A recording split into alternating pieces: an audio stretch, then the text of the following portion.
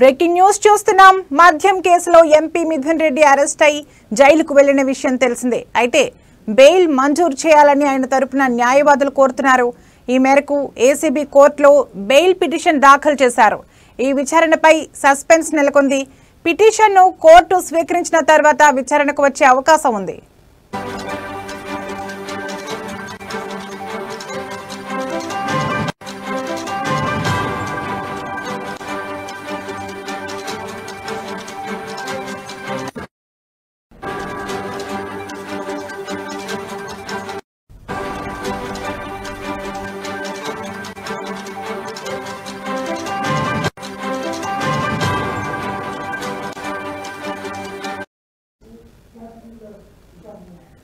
కాగా గత ప్రభుత్వ హయాంలో మద్యం వ్యవహారంలో అవకతవకలు జరిగినట్లు కూటమి సర్కార్ గుర్తించారు.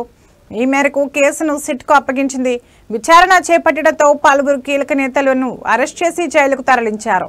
ఈ కేసులో మిథున్ రెడ్డి A4గా ఉన్నారు. దీంతో ఆయన్ను అరెస్ట్ చేసి జైలుకు తరలించారు. ప్రస్తుతం రాజమండ్రి సెంట్రల్ జైల్లో రిమాండ్ ఖైదీగా ఉన్నారు.